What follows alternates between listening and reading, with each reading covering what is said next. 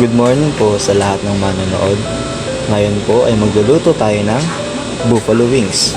Siyempre, hindi po mawawala dyan yung main ingredient natin ay yung wings. Chicken wings. Chicken wings, chicken. Okay, yun po. Bruh. Siyempre, tinanggal na po natin yung kanyang tip.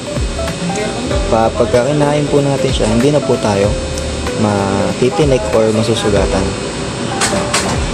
So first of all, siyempre, asin. Inasinan ko na po ito.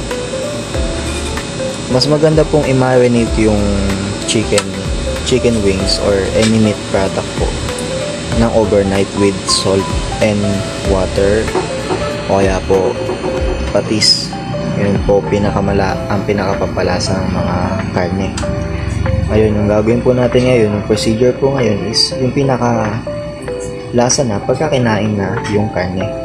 Yung pinakalabas niya po, dahil meron na po siyang may flavor na yan sa loob pagka minarinate na po natin. So yun, first po, maglalagay tayo ng garlic powder. Ang garlic powder po, kung gusto nyo medyo may ang flavor siya sa tangy flavor sa dila. Yung garlic po kasi rich siya sa flavor na to. Lalo na yung medyo bitter, salty na lasa. Then lalagyan po natin siya ng paprika.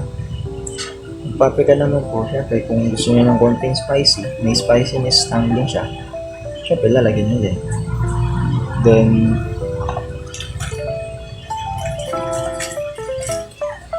ground pepper. Ground pepper po. Dagdag po lasa yan. Pag pinagsama nyo po yung salt and pepper, sinasabi ko po sa inyo, mas masarap po yung lasa ng karne.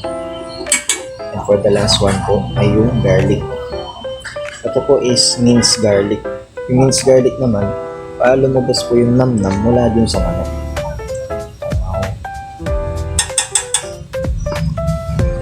And for lastly, haluin po natin siya. Mix. Check that. Mix.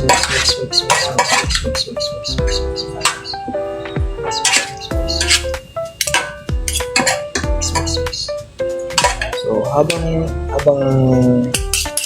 hinahalo niyo po siya, magkukwento ako, no? Alam niyo po ba na ang manok, yung sinabi ko po kanina na mamarinate sa patis. Pag minarinate mo kasi sa patis, like, makukuha niyo yung lasa ng manok Makukuha niyo yung lasa ng manok mula sa loob na. Kaya pag kinagat mo siya, hindi lang malasa yung manok, kundi juicy pa din siya pagka kinain nyo. Hindi siya yung manuyo-nuyo. Kadalasan po kasi yun ang gusto ng kids and for mga parents, yun po nung gusto nila juicy, tender. Kaya pagka tuyot yung manok mo, tapos wala pang lasa, syempre, hindi mag-e-enjoy yung kakain. So, yan. So, tapos na po natin haluin yung ating buffalo wings. Mamarinate na po natin siya for at least 10 to 30 seconds, sorry po. 10 to 30 minutes. Yan. So, 10 to 30 minutes, antayin po natin siya. Magmamarinate, then, tsaka po natin ngayon siya pipito.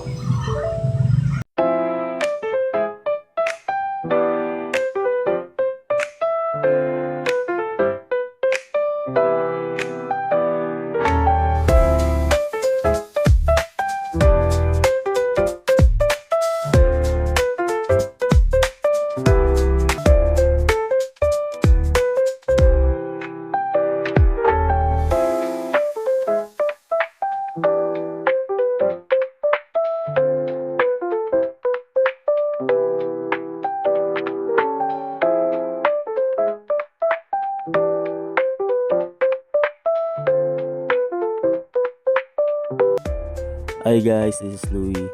Thank you for watching this video, and if you like this video, don't forget to hit the like button, then also hit the subscribe button for more.